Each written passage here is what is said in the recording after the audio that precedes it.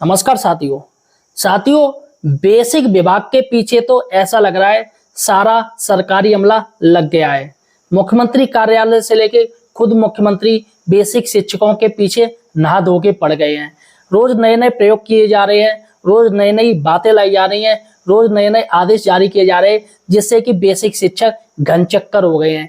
पहले की नौकरी इतनी आराम की मानी जाती थी, बेसिक शिक्षक, बेसिक टीचर्स, लेकिन आज के समय में इतना ज्यादा वर्कलोड डाल दिया है, वह शारीरिक भी होता है और मानसिक भी होता है, जिससे टीचर्स परेशान होते हैं और कोई भी हेड इंचार्ज के पद नहीं लेना चाहता है। इसके साथ ही दोस्तों सारे काम ऑनलाइन हो गए हैं, जिससे कि सरकार शिक्षकों के डंडा घूसती रहती है। अब दोस्तों ऐसा ही एक डंडा नया किया है सरकार ने। आपको मैं बता दूं, इससे पहले सरकार ने जो डंडा किया था वो किया था कि जो विद्यालय है वो कंपोजिट बनाए जाएं।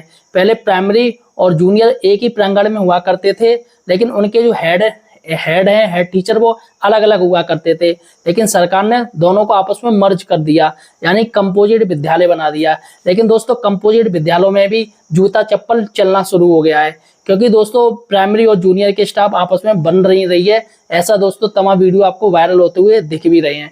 चलिएगा दोस्तों हम बात करते हैं, गहनता से इसमें बात करेंगे कि सरकार विद्यालयों को बहुत ही जल्दी मर्ज करने जा रही है। जी हाँ, मर्ज करेगी, उसका क्या क्राइटेरिया रहेगा।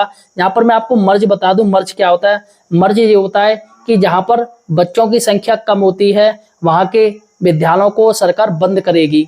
अब उन विद्यालयों का क्या होगा और जो टीचर हैं उनको कहाँ पर भेजा जाएगा, मैं सारी कुछ आपको इस वीडियो में बताऊंगा, बिल्कुल सटीक जानकारी। देखिएगा दोस्तों, हमारा चैनल आपको बिल्कुल सटीक जानकारी देता है। जी हाँ, सरकारी नौकरी हो या सरकार से जुड़ी कोई भी खबर या कोई भी सरकारी योजना हो, उसकी आपको सिर्फ सटीक जानकारी हमारे चैनल पर ही मिलेगी। आते हैं अभी आप हमारे चैनल को सब्सक्राइब कर लीजिए, जिससे कि दोस्तों आपको यहाँ भागना ना पड़े, यहाँ फालतू के वीडियो ना देखना पड़े, अपना टाइम बर्बाद ना करना पड़े, इसलिए चैनल को सब्सक्राइब कर लीजिए।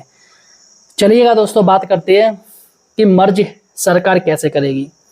देखिएगा, मुख्यमंत्री जी ने कासगंज में एक स्पीच दिया था, जिसमें उन्होंने ये बात कही थी कि जहां पर 30 बच्चे हैं, 30 बच्चों का नामांकन है या 30 से कम है, उन विद्यालयों को मर्ज किया जाएगा, यानी कि उन विद्यालयों को बंद किया जाएगा और उन विद्यालयों के स्थान पर 12 घर उनको बना दिया जाएगा।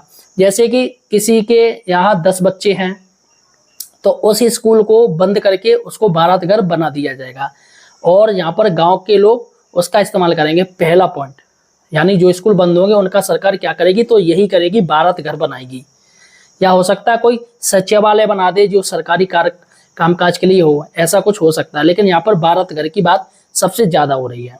चलिएगा, दूसरी बात है कि जो टीचर वहां से हटेंगे उनका क्या होगा, क्योंकि दोस्तों जिस तरीके से बच्चों के आधार कार्ड अब लिए जा रहे हैं, बच्चों को डीबीटी के माध्यम से काम किया जा रहा है, प्रेरणा पोर्टल पर आधार दर्ज किए जा रहे हैं।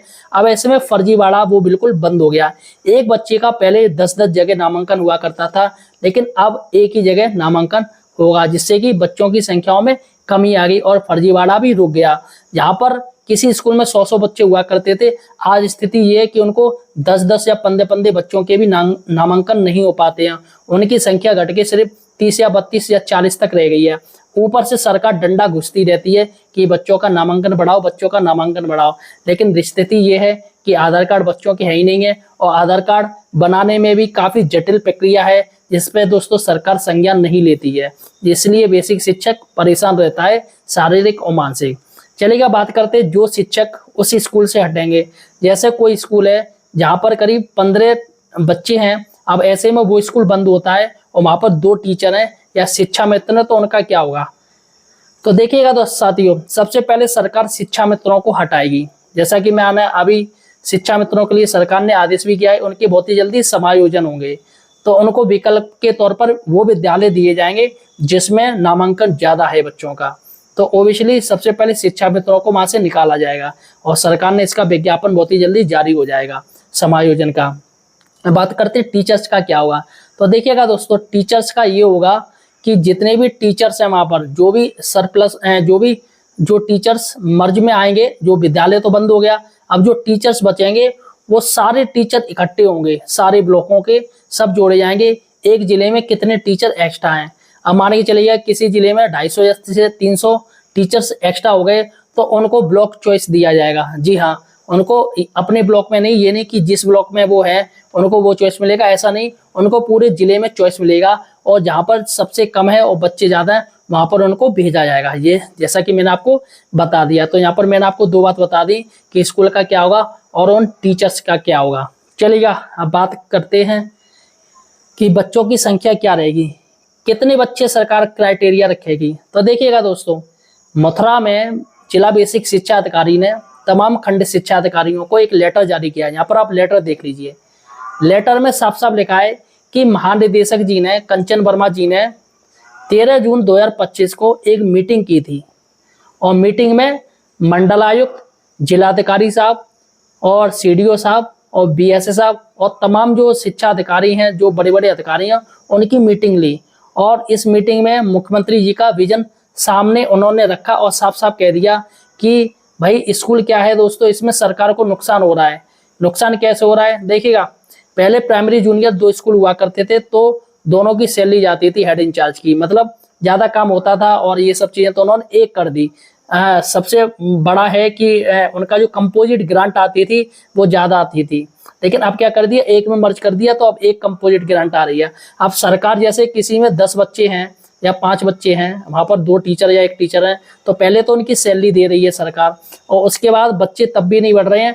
इसके साथ ही विद्यालय में तमाम दोस्तों योजनाएं लाती है सरकार, उसका पेंटिंग वर्क, मेंटेनेंस चार्ज, ये काम वो काम, कंपोजिट ग्रांट और भी काफ़ी, यानी कि अगर देखा जाए तो एक विद्यालय में सिर्फ विद्यालय में ही सरकार का लाखों रुपए खर्च होता है, ऊपर से सैलरी शिक्षकों की अलग है।